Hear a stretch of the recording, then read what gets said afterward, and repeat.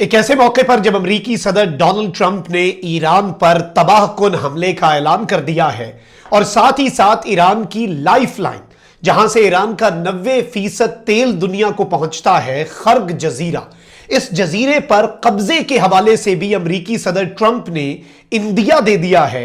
N उसी मौके पर चीन ने एंट्री दे दी है। एहतियात का दामन अब चीन छोड़ने जा रहा है। ईरान अमेरिका जंग में एक और खतरनाक मोड़ आ चुका है।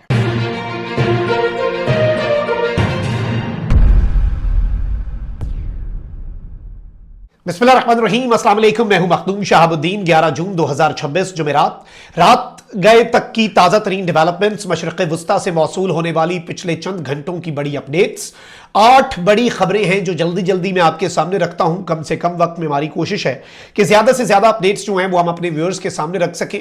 सिचुएशन बहुत तेजी से तब्दील हो रही है। ट्रंप ने आज रात एक बड़े हमले का इंदिया दिया है। उसके साथ ही साथ अमेरिकी सदर ट्रंप की इस धमकी के तनाजुर में चीन भी मैदान में आ गया है और ईरान की तैयारी भी यह बता रही है कि कुछ बहुत बड़ा होने जा रहा है। मैं सारी डिटेल्स आपके सामने रखता हूं, लेकिन उससे पहले अगर अभी तक आपने इस वीडियो को लाइक नहीं किया, लाइक जरूर कर दें। कमेंट सेक्शन में राय का इजहार भी कीजिएगा और पाकिस्तान जिंदाबाद का नारा कमेंट सेक्शन में आपने जरूर लिखना है। नाज़रीन इकराम, डोनाल्ड ट्रंप ने ट्वीट किया है कि the United States will be hitting Iran whose navy, air force, radar, anti aircraft and all other forms of defence together with most of its offensive capability are gone.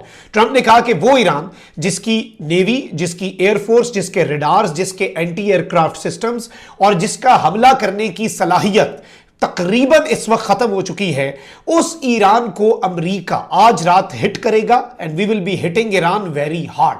हम बहुत जोरदार और बड़ा वार करेंगे at some point in the not too distant future. कोई ज्यादा दूर की बात नहीं है, लेकिन आगे चल के we will be taking Kharg island and other oil infrastructure points. हम ईरान के ऑयल इंफ्रास्ट्रक्चर को अपने कंट्रोल में ले लेंगे। ईरान के खर्ग जजीरे के ऊपर हम कब्जा कर लेंगे and other oil infrastructure and assume total control of oil and gas markets, जैसे हमने वेनेजुएला के साथ किया।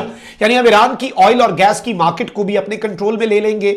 और इसमें इन्होंने कहा कि वेनेजुएला के लिए भी ये बहुत अच्छा चल रहा है और वेनेजुएला की मईशत भी बेहतर हुई है और अमेरिका के लिए भी ये बहुत अच्छा है। तो वही वाला फॉर्मूला जो है वो हम ईरान के साथ भी लगाएंगे। और इस सब के अंदर डोनाल्ड ट्रंप ने कहा है कि जी thank you very much for your attention to this matter.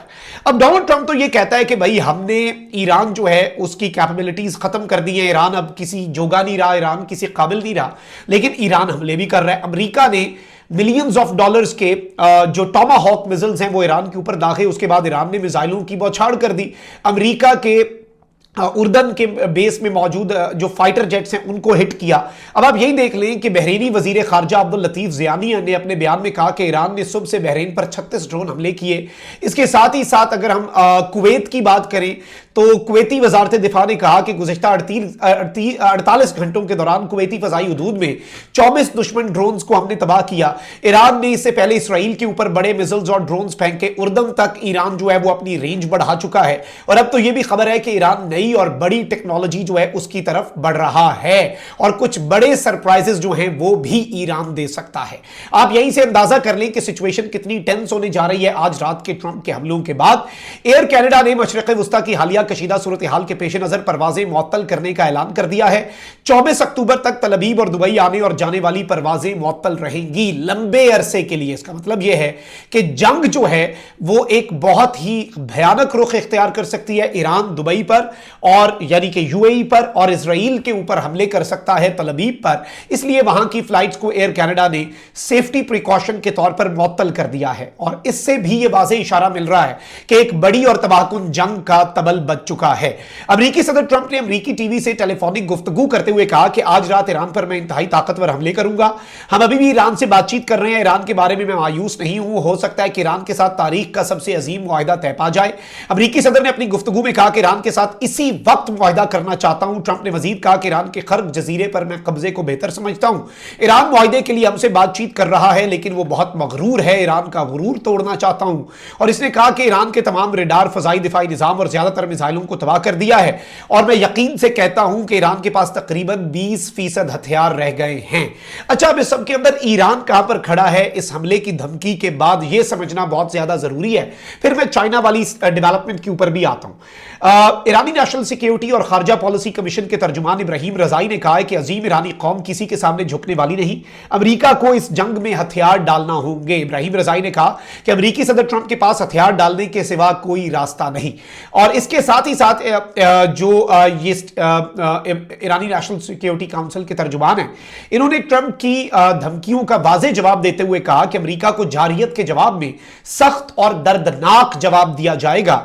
और इस सारे के सारे सिनेरियो में कुछ तशवीशनाक एस्केलेशंस जो हैं वो भी हुई हैं। हम आपको बता रहे हैं, इससे पहले व्लॉग में मैंने बताया कि आबनाए हुर्मज में अमेरिका और ईरान के दरमियान झड़पें हुई हैं। और अब खबर यह है, ईरानी खबरसां एजेंसी के मुताबिक कि ईरान के जिला सिरक के गवर्नर रजा शाहिदान ने तस्दीक की है कि बहरा ओमान में एक ईरानी माल बरदार कश्ती को अमेरिकी हमले का निशाना बनाया गया। लेकिन इन्होंने यह कहा कि अमेरिकी जो हमला है उसके बाद कश्ती के हमले को बाहिफाजत रेस्क्यू किया गया। और इसमें इन्होंने कहा है कि यह शहर ओमान के शहर खसब से आबनाए हुर्मज अबूर करते हुए ईरानी शहर सिरक की जानिब यह जरूरी अशिया लेकर सामान आ रहा था, माल बरदार जहाज, और रास्ते में इसे अमेरिकी हमले का निशाना बनाया गया।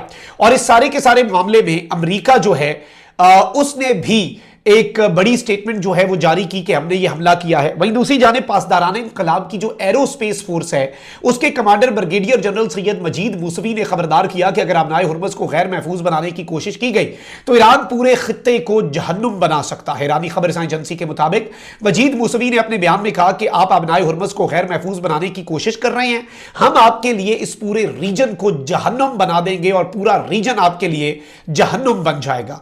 अब यह नाज़रीन किराम एक बहुत बड़ी और जारी बात है कि तशवीशनाक डेवलपमेंट है। इस सारे सिनेरियो में एक और अपडेट यह आ रही है कि चाइना जो है, चाइना ने फौरी तौर पर, और चाइना के सदर शी जिनपिंग जो हैं वो मिलिट्री यूनिफॉर्म में आकर ये स्टेटमेंट दे रहे हैं कि अमेरिका फौरी तौर पर तमाम मिलिट्री ऑपरेशंस को मिडिल ईस्ट के अंदर खत्म कर दे। मिडिल ईस्ट में अमेरिका अपने तमाम तर मिलिट्री ऑपरेशंस को हॉल्ट करे और अमेरिका के पास इसके अलावा और कोई ऑप्शन नहीं है। चाइना ने ये जो मिडिल ईस्ट के हवाले से स्टेटमेंट जारी किया, आई थिंक ये बहुत वेल टाइम्ड है। और चाइना ने फौरी तौर पर कह दिया है कि भाई आप किसी भी तरह से अपने हमले जारी नहीं रख सकते। और चाइना ने कहा है कि अमन होना है, और अमेरिका और इसराइल के हवाले से चाइना पहले भी मजम्मत करता रहा है। लेकिन यहां पर फिर से वही सवाल है कि चाइना ने एहतियात खत्म करके, एहतियात का दामन छोड़ के एक सख्त स्टेटमेंट तो दी है और ये एक पॉलिसी शिफ्ट के तौर पर भी चीज सामने आ रही है। लेकिन क्या पीपल्स रिपब्लिक ऑफ चाइना और क्या सदर शी जिनपिंग सिर्फ बयानात तक ही महदूद रहेंगे?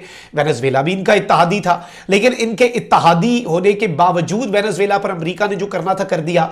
ईरान चाइना का इत्तेहादी, लेकिन इसके बावजूद अमेरिका जो है वो ईरान के साथ जो मर्जी करता रहा। तो अब यूं लग रहा है कि चाइना का सबर जवाब दे रहा है, और चाइना जो है वो अंडर द टेबल तो चाइना और रशिया ईरान की बहुत शदीद अंदाज में मदद कर रहे हैं, बड़े लेवल पे ईरान की मदद कर रहे हैं। लेकिन सवाल वही है कि क्या ईरान की खुलकर और सामने से आकर भी मदद की जा सकती है? और अब जो स्टेटमेंट्स और इशारे मिल रहे हैं वो यही हैं कि ईरान को एक बड़ी सपोर्ट जो है वो चाइना और रशिया की तरफ से मिलने के इम्कानात इस वक्त रोशन हो चुके हैं। ये कुछ आम तरीन अपडेट्स थी जो हमारे व्यूअर्स के सामने रखना बहुत ज्यादा जरूरी थी। हमने कोशिश ये की है कि एक क्लियर मंजरनामा हम अपने व्यूअर्स के सामने रख सकें, कम से कम वक्त में ज्यादा अपडेट्स। और आज की रात बड़ी इंपॉर्टेंट होगी, अब लम्हा ब लम्हा आपको अपडेट करेंगे। अल्लाह निगहबान, पाकिस्तान जिंदाबाद।